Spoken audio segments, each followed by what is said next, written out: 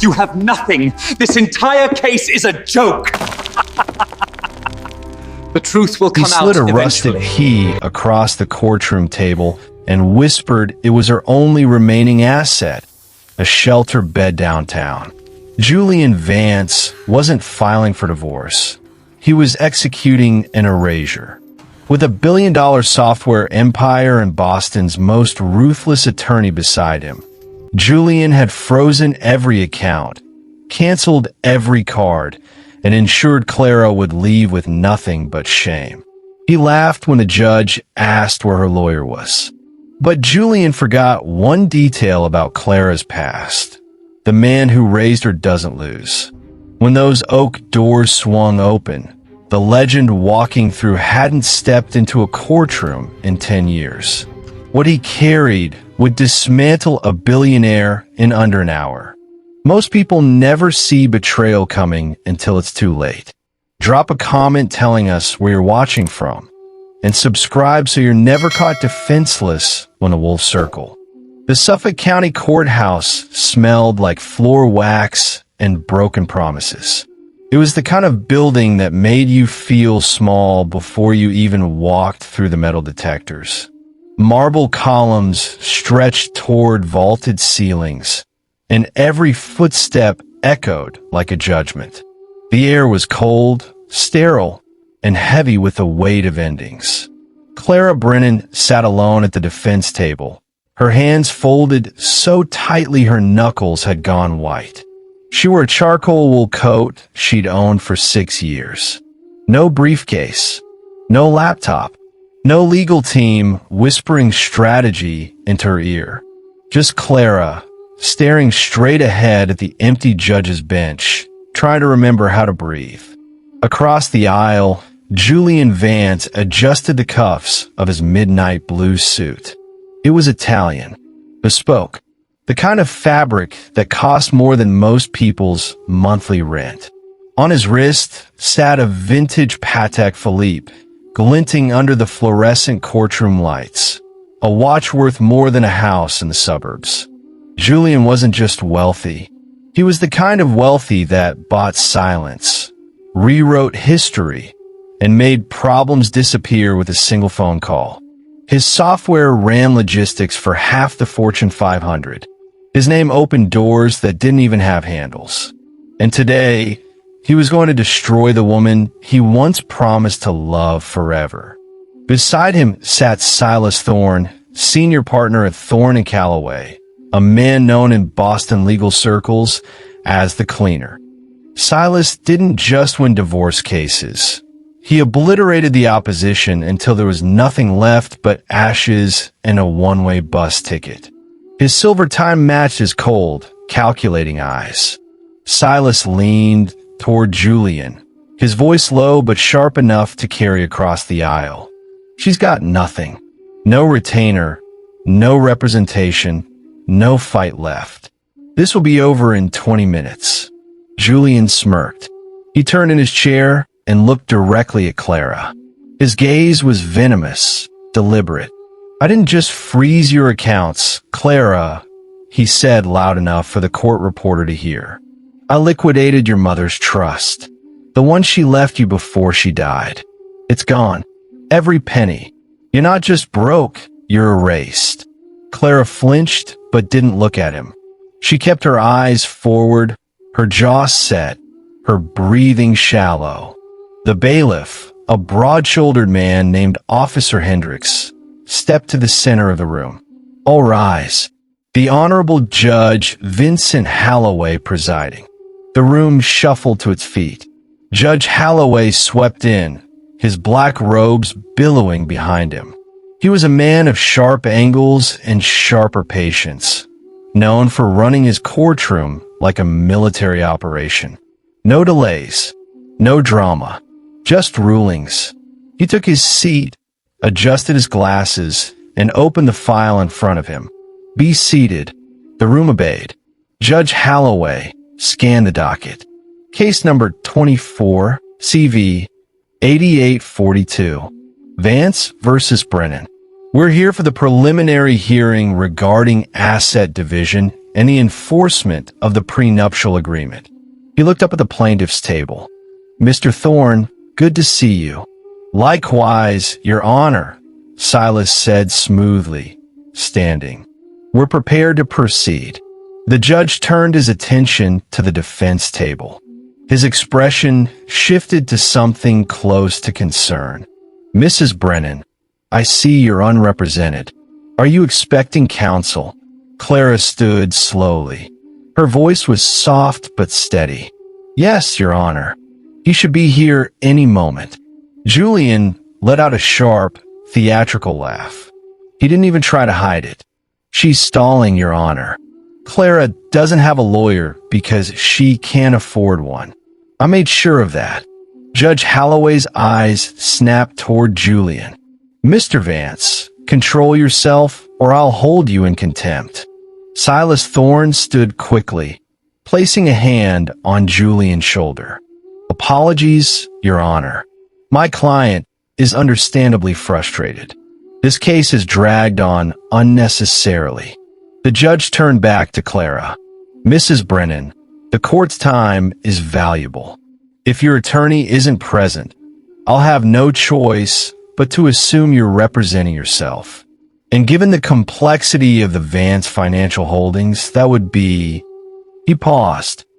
"Inadvisable." Clara swallowed hard. She looked at the clock on the wall. It read 9:01 a.m. She looked back at the judge. "He's here." The double doors at the back of the courtroom didn't open. They were thrown wide. The sound echoed like a thunderclap, rattling the frames, shaking the silence. Every head turned. Julian spun in his chair, annoyance flashing across his face. Silas Thorne frowned, his pen hovering over his notepad. And then the room went silent. Standing in the doorway was a man who looked like he had walked out of a history book. He was in his mid-70s, tall and broad-shouldered, with silver hair combed back like a senator from another era. He wore a charcoal three-piece suit that fit him like armor. In his right hand, he carried a cane topped with a silver hawk, its wings spread wide. But it wasn't the cane that stopped the room. It was the presence. This was a man who had argued before the Supreme Court. A man who had taken down corrupt governors, dismantled fraudulent hedge funds, and prosecuted senators. This was a man whose name alone made lawyers reconsider their careers. This was Elias Sterling. He hadn't stepped into a courtroom in over a decade. Most people thought he was dead. Silas Thorne's pen slipped from his fingers and clattered onto the table. His face, usually a mask of controlled arrogance, drained of color. His mouth opened, but no sound came out. Judge Holloway stood up. It was instinct, habit, respect. "Elias." His voice cracked slightly. I thought you retired." Elias Sterling walked down the center aisle, the click of his cane against the marble floor counting down like a metronome. He didn't rush. He didn't need to. Every step commanded the room. "I was retired, Vincent," Elias said, his voice smooth, cultured, and impossibly calm. "Until I heard that a spoiled algorithm peddler with delusions of grandeur was trying to bully my goddaughter." Julian's smirk vanished. His jaw went slack. "Goddaughter?" Clara turned in her chair and looked at Elias. For the first time since entering the courtroom, she smiled. It was small, fragile, but real. Elias reached the defense table and placed his cane against the edge. He didn't sit. He turned slowly and looked directly at Silas Thorne. "Hello, Silas," Elias said pleasantly. "I remember you. You were a second-year associate when I argued the Grandview merger case in 2008. You fetched coffee for the real attorneys." Silas's face flushed red. He opened his mouth to respond, but nothing came out. Elias turned to Judge Holloway. "Your Honor, I am entering my appearance as counsel for the defendant, Clara Brennan." He placed a gold embossed business card on the stenographer's desk.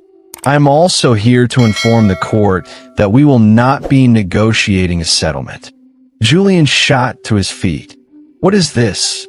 Who do you think you are? Elias turned to face Julian. He removed his glasses slowly, deliberately. His eyes were ice blue, piercing, and utterly without mercy. I'm the man who taught your lawyer everything he knows, Elias said quietly. I'm the man who trained the judge sitting behind that bench. And I am the man who is going to take everything you have and leave you with nothing but a prison cell and regret. The room was so quiet you could hear the hum of the ventilation system. Elias reached into his briefcase and pulled out a single black folder. He placed it on the defense table with a soft thud. He looked at the judge. Your Honor, I am not here for settlement. He turned back to Julian, his voice dropping to a whisper that somehow carried to every corner of the room. I am here for a reckoning. Julian never saw the danger coming, and most people don't until it's too late. Subscribe so you're never caught off guard. Silas Thorne was a survivor. He had spent 20 years navigating the treacherous waters of high-stakes litigation. He knew when to fight, when to settle, and when to run. Right now, every instinct in his body was screaming at him to run, but he couldn't. He had a client. He had a reputation. And he had a courtroom full of people watching him face the one man he never wanted to see again. Silas stood up, straightening his tie. His voice was steady, but his hands betrayed him. They were trembling slightly as he gripped the edge of the table. Your Honor, Silas began, while I have great respect for Mr. Sterling's legacy, the facts of this case are clear. My client and Mrs. Brennan signed a prenuptial agreement 7 years ago.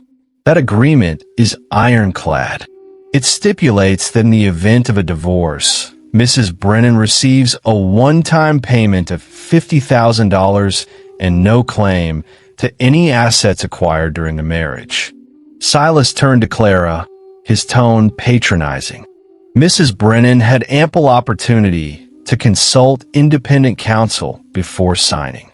She chose not to. That is not my client's fault. Elias Sterling didn't move. He didn't stand. He didn't raise his voice. He just laughed.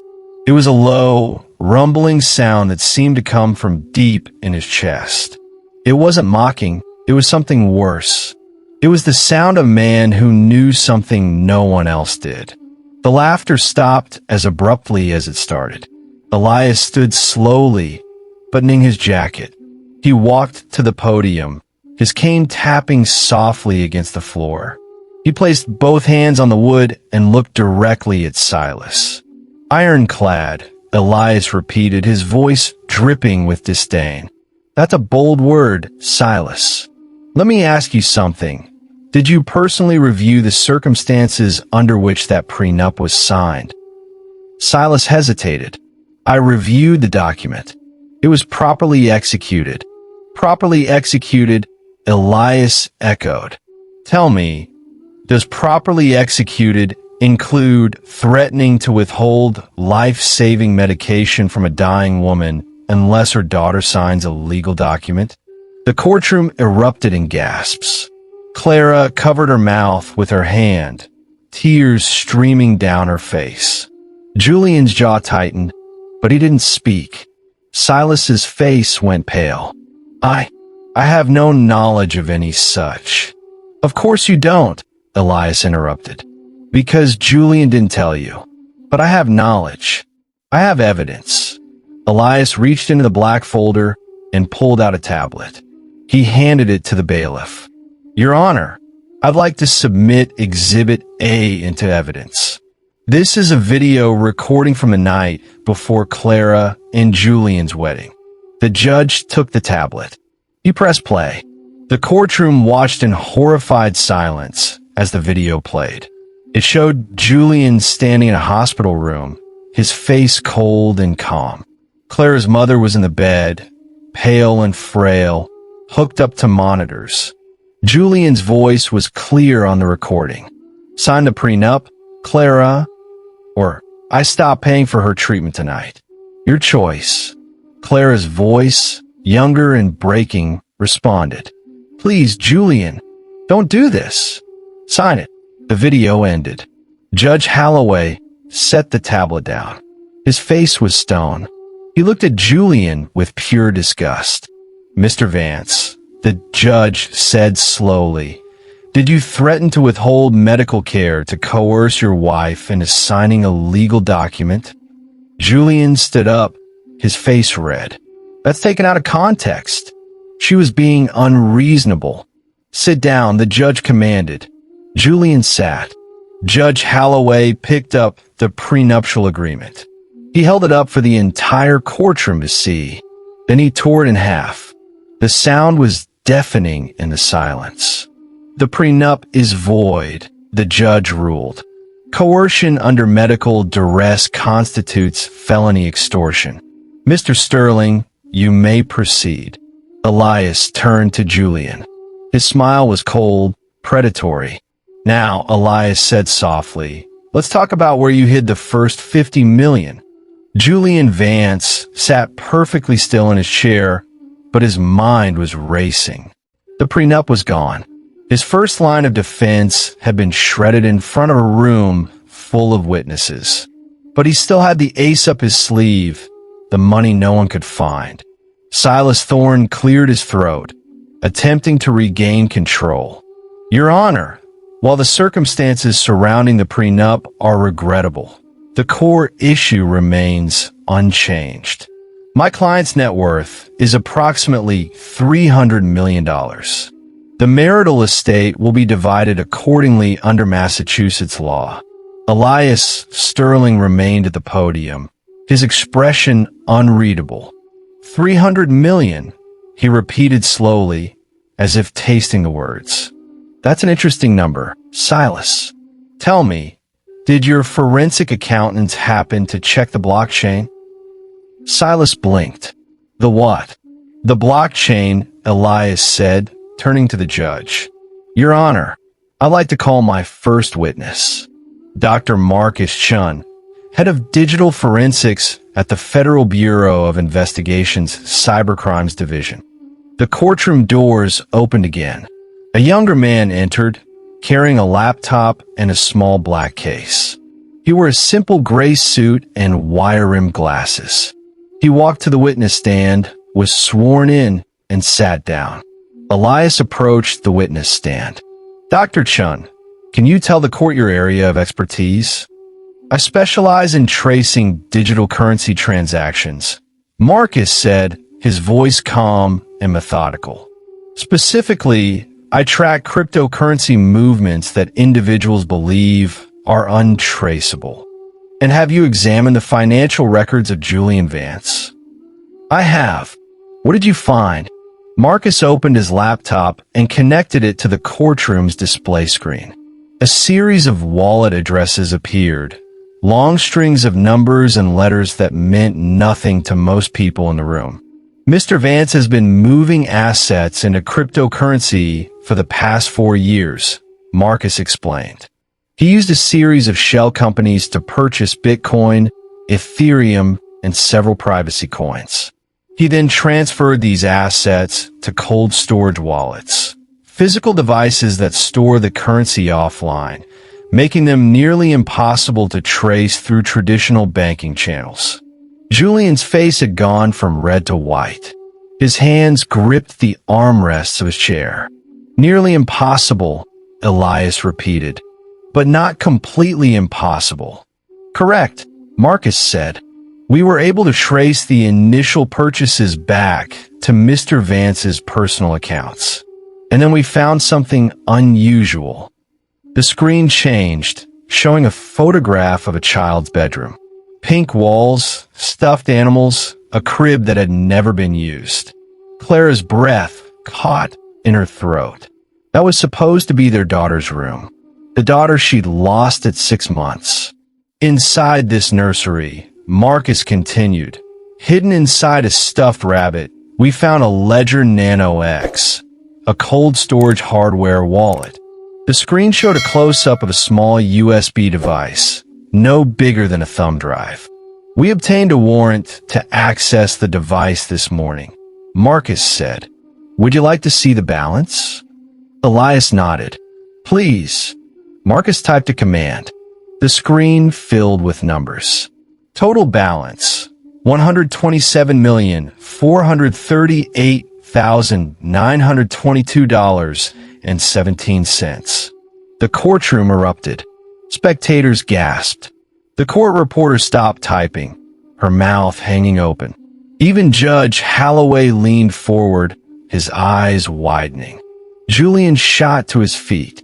"That's private property. You had no right."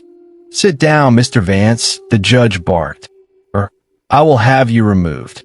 Julian sat, but his leg was bouncing uncontrollably. Elias turned to Marcus. "Dr. Chun, can you tell the court the source of the initial funds used to purchase this cryptocurrency?" Marcus scrolled through a document on his screen. The first transaction, dated March 2020, came from an account titled Vance Family Children's Trust. The trust was established by Mrs. Brennan's late mother-in-law for the benefit of future grandchildren. Clara's hand flew to her mouth. "He used our baby's money?" Julian didn't look at her. He stared straight ahead, his jaw clenched so tight it looked like it might shatter. Elias let the silence hang in the air for a long moment. Then he turned to Judge Holloway. "Your Honor, this represents not only marital fraud, but theft from a protected trust. I move to freeze all assets belonging to Julian Vance, including Vance Global Technologies, effective immediately." Judge Holloway picked up his gavel. "Motion granted. All assets of Julian Vance are hereby frozen pending a complete forensic audit." The gavel came down. Julian's empire had just stopped breathing. The courtroom had barely recovered from the revelation of the hidden cryptocurrency when Elias Sterling straightened his tie and looked at the judge. "Your Honor," Elias said, "I have one more witness. This testimony goes to the matter of Mr. Vance's intent and character." Silas Thorne stood up quickly, panic creeping into his voice. "Objection. Character evidence is irrelevant in a civil divorce proceeding, not when it demonstrates a pattern of fraud and planned flight," Elias countered. "This witness has information regarding Mr. Vance's plans to flee the jurisdiction with marital assets." Judge Holloway looked intrigued. "I'll allow it. Call your witness, Mr. Sterling." Elias turned to the bailiff. "I call Lydia Moreau." The name hit Julian like a physical blow. His head snapped toward the doors. His mouth opened, but no sound came out. The doors opened. A woman in her early 30s walked in. She had dark hair pulled back in a professional bun, wearing a navy blazer and simple black slacks. She looked nervous, her hands clasped tightly in front of her, but her eyes were determined. Julian recognized her immediately. She was his personal assistant, the woman who managed his calendar, screened his calls, and handled his travel arrangements for the past 3 years. The woman who knew everything. "Lydia," Julian hissed. "What are you doing?" She didn't look at him. She walked to the witness stand, was sworn in, and sat down. Elias approached gently. "Ms. Moreau, how long have you worked for Julian Vance?" 3 years and 4 months, Lydia said, her voice quiet but steady. "And in that time, did you have access to Mr. Vance's personal and professional communications?" "Yes. I managed his emails, his phone calls, his travel schedule. Everything. Did there come a time when Mr. Vance asked you to make travel arrangements that concerned you?" Lydia nodded. 2 weeks ago, he asked me to book a one-way flight to Grand Cayman. Business class. Departure date, this Friday. The courtroom murmured. Julian's lawyer looked like he wanted to crawl under the table. "Just one ticket?" Elias asked. "No," Lydia said. "Two tickets. One for him and one for a woman named Vanessa Price." Clara made a small, wounded sound. Julian still refused to look at her. "Did Mr. Vance explain the purpose of this trip?" Elias asked. "He didn't have to," Lydia said. "I read the emails. He was planning to transfer the remaining liquid assets to an offshore bank and disappear before the divorce was finalized." Elias walked back to the defense table and picked up a document. "Your Honor, I'd like to submit Exhibit C, a series of emails between Mr. Vance and his travel coordinator, Ms. Moreau." The judge took the document and began reading. His expression darkened with every line. Elias turned back to Lydia. "Ms. Moreau, did Mr. Vance ever discuss his wife in your presence?" Lydia hesitated. She glanced at Clara, and something like guilt flashed across her face. "Yes, he talked about her often. Can you give the court an example?" Lydia took a deep breath. "Last month, during a conference call with his accountant, Mr. Vance referred to Clara as a tax-deductible obstacle." The room went silent. "He said," Lydia continued, her voice stronger now, "that once the divorce was finalized, he would finally be free of the dead weight. Those were his exact words." Clara buried her face in her hands, her shoulders shaking. Elias let the words settle before continuing. "Ms. Moreau, why did you agree to testify today?" Lydia looked directly at Julian for the first time. "Because I have a daughter, and I couldn't live with myself knowing I helped a man destroy a woman who did nothing wrong." Julian exploded. He shot to his feet, knocking his chair backward. "You lying?" He lunged toward the witness stand, but Officer Hendricks moved faster. The bailiff's massive hand clamped down on Julian's shoulder and slammed him back into his seat with enough force to rattle the table. "One more outburst," Judge Holloway said, his voice like steel, "and you'll be watching the rest of this hearing from a holding cell." Julian was breathing hard, his face red, his hands shaking. Elias wasn't done. He turned to the judge. "Your Honor, there's one more thing. Ms. Moreau, who funded the Grand Cayman escape plan?" Lydia pulled a folder from her bag. The wire transfer came from an account belonging to Arthur Vance, Julian's father. He sent $2 million with a memo that read, "Get out before she takes everything." Elias turned to the courtroom doors. "Speaking of which," as if on cue, the doors opened. A man in his 70s walked in. He was tall, silver-haired, and moved with the confidence of someone who had never been told no. He wore a charcoal suit that cost more than most cars. This was Arthur Vance, Connecticut Titan, Julian's father, and the man who was about to learn that money couldn't buy immunity from Elias Sterling. Arthur Vance didn't walk into the courtroom. He claimed it. Two men in black suits flanked him, private security with earpieces and the kind of build that came from years of tactical training. Arthur himself was tall, broad-shouldered, with silver hair swept back like a lion's mane. His suit was custom Seville Row, his shoes Italian leather that clicked against the marble floor with the rhythm of a man who had never been denied anything in his life. He didn't wait for permission. He walked straight to the plaintiff's table, placed a leather briefcase on the surface, and turned to face Judge Holloway. "Your Honor," Arthur said, his voice deep and commanding, "I apologize for the interruption, but I believe there has been a fundamental misunderstanding about the assets being discussed here today." Judge Holloway frowned. "And you are?"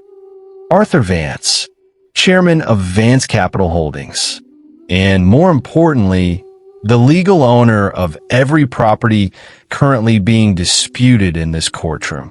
Clara felt the floor shift beneath her. Julian's smirk returned, spreading across his face like poison. Elias Sterling remained perfectly still, his hands folded on the podium. He didn't look surprised. He looked patient. Arthur opened his briefcase and pulled out a thick stack of documents. Your Honor, 3 years ago, my son approached me for a series of corporate loans to expand his software business. I provided those loans using the Fifth Avenue penthouse and the Boston estate as collateral. He placed the documents on the judge's bench. Julian has defaulted on every payment for the past 6 months. Under the terms of our agreement, those properties now revert to me. Clara's breath caught. She looked at Elias, panic rising in her chest. Elias met her eyes and gave the smallest shake of his head. Trust me. Arthur turned to Clara, his expression cold and dismissive. Mrs. Brennan, I have no quarrel with you personally, but you're living in properties that are now mine. I am filing a formal eviction notice, effective immediately. You have until sunset to vacate. Julian leaned back in his chair, crossing his arms. He looked at Clara with pure triumph. His father had just saved him. Silas Thorne seemed to regain some confidence. Your Honor, Mr. Vance Sr.'s claim is legitimate. The loan documents are properly executed. This changes the entire asset calculation.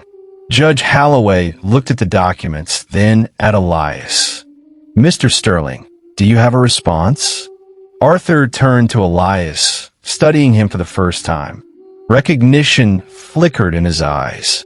Elias Sterling, I heard you were retired. This is a family matter. There's no need for theatrics. Elias stood slowly, adjusting his cuffs. He picked up his cane and walked toward Arthur, closing the distance between them until they were only a few feet apart. Arthur, Elias said quietly, I've been waiting 30 years for you to walk into a courtroom and hand me your empire. And you just did. Arthur's confident expression faltered slightly. What are you talking about? Elias smiled. It was the smile of a predator who had been circling for decades, waiting for the perfect moment to strike. Tell me, Arthur, Elias said, his voice conversational, when you drew up those loan documents, did you happen to mention to Julian where the original seed money for Vance Capital came from? Arthur's jaw tightened. My business dealings are none of your concern. Oh, but they are, Elias said. Because the money you used to start your empire 30 years ago didn't belong to you. It belonged to Clara's grandfather. And I have the ledger to prove it. Julian's smirk vanished. Arthur's face went pale. Judge Holloway leaned forward. Mr. Sterling, explain. Elias turned to the judge, his voice calm and precise. Your Honor, I'd like to introduce Exhibit D. The estate records of Thomas Brennan, Clara's maternal grandfather, dated 1994. And I'd like to explain how Arthur Vance stole every penny of it. Arthur's hands balled into fists. That's slander. No, Elias said, turning back to him. That's justice. And I was hoping you'd walk into this trap, Arthur. Because now I don't just have your son. I have you. Elias Sterling walked back to the defense table and opened his briefcase. He pulled out a document so old the edges were yellowed and brittle. The leather cover was cracked, and the pages inside were filled with handwritten entries in faded ink. He held it up for the courtroom to see. This is the financial ledger of Thomas Brennan, Clara's grandfather. He was a builder, not wealthy, but careful with his money. He saved every dollar for his family's future. Clara leaned forward, staring at the ledger. She had never seen it before. Her mother had died before she could pass it on. Elias placed the ledger on the witness stand and opened it to a marked page. In 1994, Thomas Brennan had a net worth of approximately $2 million. Modest by today's standards, but significant for a working-class family. That money was placed in a trust for his daughter, Clara's mother, and eventually for Clara herself. He looked up at Arthur, but Thomas Brennan had a business partner, a young man he trusted, a man who handled the accounting for his construction projects. Arthur's face was stone, but his eyes betrayed him. They flickered with something close to fear. "That man was you, Arthur," Elias said. "You were 28 years old, ambitious, hungry, and when Thomas Brennan suffered a stroke and died suddenly, you were the only person with access to his accounts." Elias turned to the judge. "Your Honor, over the course of 6 months following Thomas Brennan's death, the entire trust was drained. The money was moved through a series of shell companies, restructured, and used as the seed capital for what would become Vance Capital Holdings." He pulled out a second document, a flowchart showing the movement of funds from Brennan's trust into Arthur's company. Clara's grandfather didn't just lose his money. It was stolen, and the man who stole it built an empire on the back of that theft. Arthur's lawyer, a sharp-dressed man who had been standing silently by the door, stepped forward. "Your Honor, these are serious accusations. Mr. Sterling has no proof." "I have bank records," Elias interrupted. "I have transfer logs. I have testimony from the original accountant who handled the estate, a man who is now willing to testify that Arthur Vance personally ordered the transfers and forged Thomas Brennan's signature on the authorization forms." The courtroom erupted in whispers. Judge Holloway banged his gavel. "Order!" Elias turned back to Arthur. "And here's the part you didn't know, Arthur. Under Massachusetts law, stolen assets and any proceeds derived from those assets remain the legal property of the original owner's estate. That means every dollar you made, every building you bought, every company you founded, it all belongs to Clara." Clara's eyes widened. She looked at Elias, then at Arthur, then back at the ledger. "I don't understand." Elias's voice softened. "Your grandfather's money was never Arthur's to give, which means the loans he made to Julian were made with stolen funds. The properties, the company, the entire Vance empire. It's yours, Clara. It always was." Julian looked like he'd been hit by a truck. "That's impossible. You can't just—" "I can," Elias said, "and I will." Judge Holloway stared at the documents in front of him. He looked at Arthur, who was now gripping the edge of the table to keep himself upright. "Your Honor," Elias said, "I move for an immediate forensic audit of Vance Capital Holdings and all subsidiary entities. Furthermore, I move to appoint Clara Brennan as the temporary custodian of all assets pending resolution." Arthur finally found his voice. "You can't do this. I built that company. I earned every—" "You stole it," Elias said, his voice cutting through the room like a blade. "And now the bill is due." Judge Holloway picked up his gavel. "Motion granted. All assets of Arthur Vance and Vance Capital Holdings are frozen pending a full investigation." The gavel came down. Arthur staggered backward, his face ashen.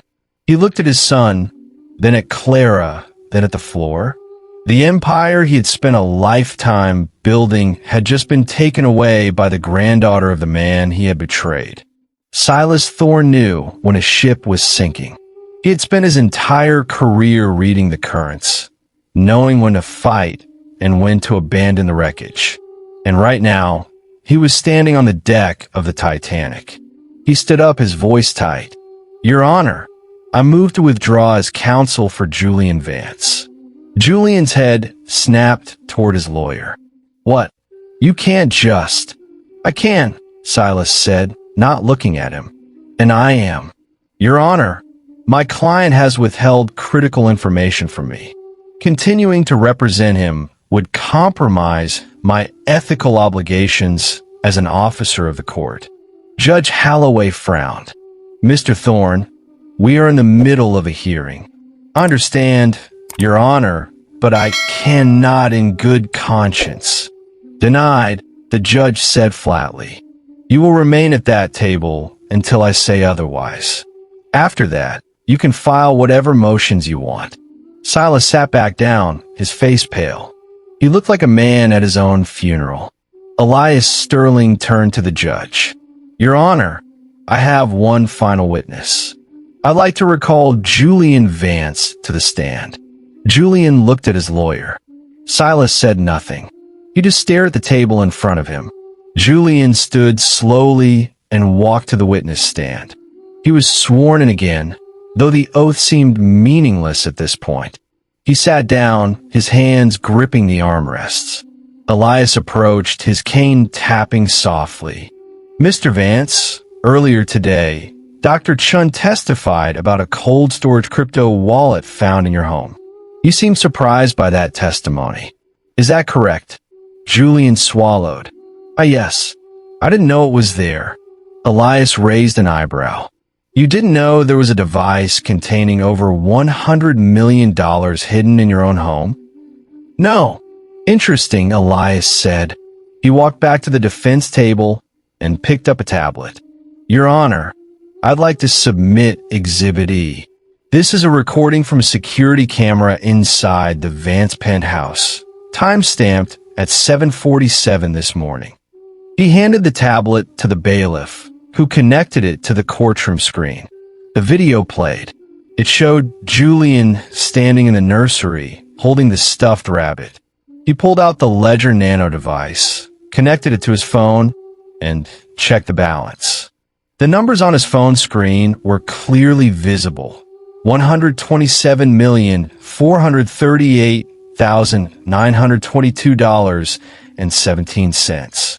Julian's face on the video showed satisfaction. He disconnected the device, put it back in the rabbit, and left the room. The courtroom went silent. Julian's mouth opened, but no sound came out. Elias turned off the video. So, Mr. Vance, you didn't know the wallet was there? Julian didn't answer. Let me ask you something else, Elias continued. What did you use that cryptocurrency for? Julian looked at Silas, who refused to meet his eyes. I don't have to answer that. Actually, you do, Judge Holloway said. Answer the question, Mr. Vance. Julian's leg started bouncing again. I used it for business expenses. Business expenses? Elias repeated. Dr. Chun, can you tell the court what the blockchain analysis revealed about the crypto transactions? Marcus Chun, still seated in the gallery, stood up. Yes. The majority of the funds were transferred to an individual operating under the alias Clean Slate. That individual is currently under investigation for forging property deeds and corporate documents. Elias turned back to Julian. You paid someone to forge documents. What documents, Mr. Vance? Julian said nothing. Let me help you, Elias said. He pulled out another document. These are the property deeds for the Fifth Avenue penthouse and the Boston estate.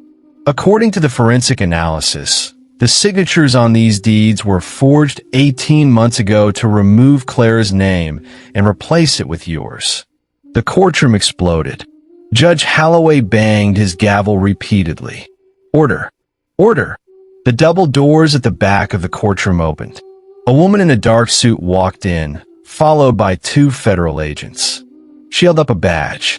Your Honor, I'm Assistant District Attorney Regina Moss.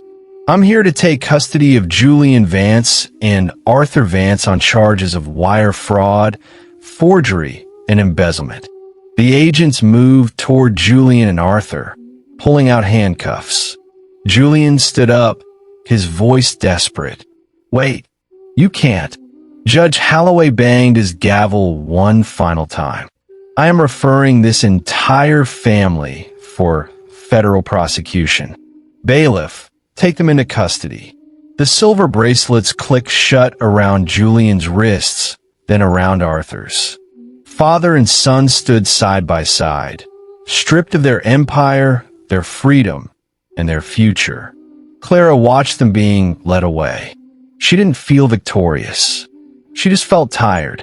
Elias placed a hand on her shoulder. "It's over, Clara." She looked up at him, tears streaming down her face. "Is it?" "Yes," he said.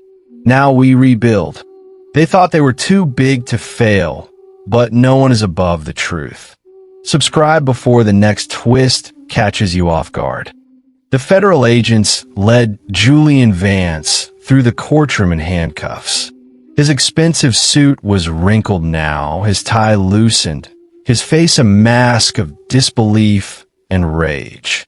Behind him, Arthur Vance walked with his head down, the Titan of Connecticut reduced to a common criminal. As they reached the doors, Julian turned back one last time. "Dad," he screamed, tell them, this is a mistake." Arthur didn't respond. He kept walking, his silver hair catching the harsh courtroom lights. The door closed behind them with a heavy thud that echoed like the closing of a tomb. Clara sat motionless at the defense table. She watched them disappear, these men who had tried to erase her, and felt nothing. Not triumph, not relief, just a hollow kind of numbness. Elias sat down beside her. "How are you holding up?" Clara looked at her hands. They weren't shaking anymore. "I don't know. I thought I'd feel different." "You will," Elias said gently. "Give it time." 2 hours later, Clara stood in front of the Fifth Avenue penthouse. The building towered above her, all glass and steel and old money. She had lived here for 5 years, but it had never felt like home. It had always been Julian's castle, and she had just been a guest he tolerated. But now the locks had been changed. Officer Hendricks had handed her the new keys himself, along with a court order granting her exclusive access. Clara slid the key into the lock. It turned smoothly. The door opened. The penthouse was exactly as she remembered it. Cold, modern, sterile. Everything was white and chrome, designed to impress rather than comfort. Julian's taste, not hers. She walked through the room slowly, taking inventory. The furniture, the art on the walls, the ridiculous chandelier that cost more than most people's cars. None of it mattered. She made her way to the spare bedroom at the end of the hall. Julian had used it for storage, filling it with things he didn't want but refused to throw away. Clara opened the door. There, stacked against the wall, were her paintings. Dozens of them. Canvases she had created over the years, each one a piece of her soul that Julian had called worthless.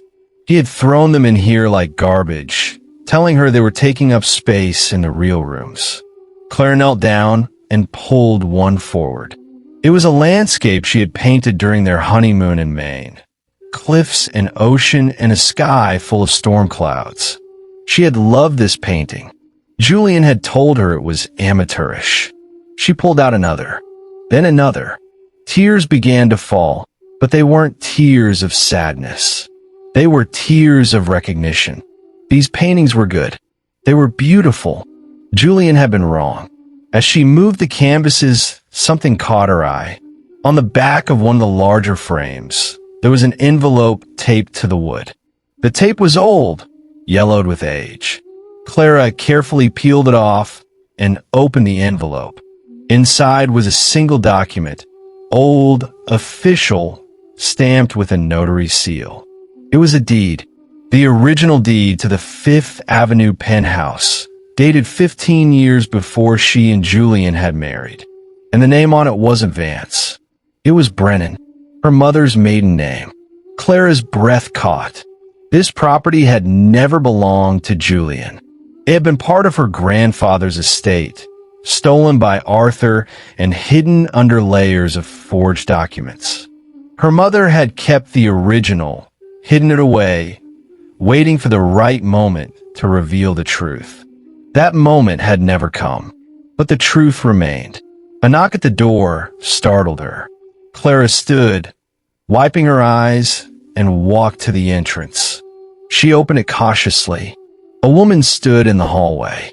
She was in her 50s, elegant, wearing a tailored coat and carrying a leather portfolio. "Ms. Brennan?" "Yes." The woman extended her hand. "My name is Victoria Chun.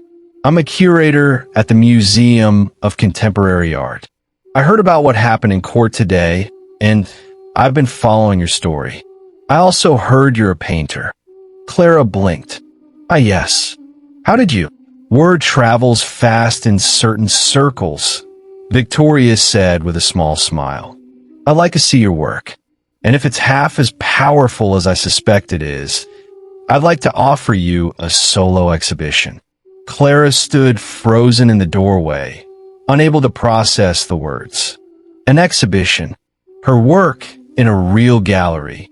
After years of Julian telling her she had no talent, no future, no value. "I don't know what to say," Clara whispered. "Say yes," Victoria replied. "The world needs to see what you've created, Clara. You're not just a survivor. You're an artist. It's time people knew your name." 3 months later, the Seaport District of Boston was alive with energy. The waterfront glowed under string lights, and the sound of laughter and conversation spilled out from the gallery windows onto the cobblestone streets. Inside, Clara stood in the center of the room, surrounded by her paintings. They hung on white walls under perfect lighting, each one telling a story of pain, resilience, and rebirth. The gallery was packed. Collectors, critics, journalists, and people who had simply heard the story and wanted to see the woman who had taken down an empire. Clara wore a deep blue dress that fit her like it was made for her. Because it was. She had bought it herself, with her own money from her own account. No one could take it away. The centerpiece of the exhibition hung in the back of the room. It was massive, nearly 8 feet tall, and it stopped everyone who saw it. The painting was titled "The Price of Silence." It depicted a courtroom. The doors were thrown open, light pouring through, and in the center stood a figure, not Clara, but every woman who had ever been silenced, dismissed, or erased. The figure was breaking free of chains, and in the background, you could see the shadows of the men who had tried to hold her down, fading into nothing. Elias Sterling stood beside Clara, holding a glass of sparkling water. He wasn't in a suit tonight. He wore a simple blazer and an open collar shirt. He looked relaxed, proud, and for the first time in years at peace. "You did this," Elias said quietly, gesturing to the room. "All of this." Clara shook her head. "We did this. I wouldn't be here without you. You would have found your way eventually," Elias said. "I just made sure you didn't have to fight alone." A reporter approached, microphone in hand. "Ms. Brennan, can I ask you a few questions?" Clara nodded. "Your story has inspired millions of people. What would you say to someone who's in the position you were in 3 months ago?" Clara took a deep breath. "I'd tell them that silence isn't surrender. Sometimes silence is strategy. And when the time is right, you speak, not with words, but with action." The reporter smiled. "And what's next for you?" Clara looked at Elias, then back at the reporter. "I'm starting a foundation, the Sterling Foundation. It will provide legal representation and financial support to women facing legal abuse in divorce proceedings. No one should have to fight alone." The reporter's eyes widened. "That's incredible. How will you fund it?" Clara allowed herself a small smile. "Vance Global Technologies was recently liquidated. My foundation purchased the intellectual property for a fraction of its value. Julian's software empire now funds the very cause he tried to destroy." The room erupted in applause. Later that night, after the guests had left and the gallery lights were dimmed, Clara stood alone in front of The Price of Silence. She thought about Julian sitting in a federal prison cell. She thought about Arthur, stripped of everything he had stolen. She thought about the woman she used to be, small, scared, voiceless. That woman was gone. Clara picked up her phone and opened a news app. The headline read, "Former tech billionaire Julian Vance sentenced to 12 years for fraud and embezzlement. Father receives 15 years. She closed the app and looked back at the painting. Elias appeared beside her. "Ready to go home?" Clara nodded. "Yes, but not to the penthouse. I sold it." Elias raised an eyebrow. "Where will you live?" "I bought a studio in the North End," Clara said. "Small, cozy, mine." They walked toward the exit together. As they reached the door, Clara turned back one last time. The painting glowed under the gallery lights, a monument to everything she had survived and everything she had become. "Silence isn't a weakness," Clara said softly. "It's the pause before the reload." Elias smiled. "Your grandfather would be proud." They stepped out into the Boston night. Behind them, the gallery doors closed with a soft click. Somewhere across the city, in a cold cell, Julian Vance stared at the ceiling, realizing too late that the woman he tried to erase had become immortal. If this happened in your town tomorrow, wouldn't you want to know how to fight back? Subscribe now so you're never caught off guard. Drop a comment telling us what you think Clara should do next. And don't forget to hit that like button if justice was served. Thank you so much for watching till the very end. We really appreciate your support. If you enjoyed this story, please don't forget to like the video, subscribe to the channel, and drop a comment below. We'd love to hear your thoughts. And guess what? The story doesn't end here. Click on the video right here on your screen to dive into another fascinating story. Trust me, you don't want to miss it. Once again, thanks for being a part of this amazing community. Until next time, stay curious and keep exploring stories that move you.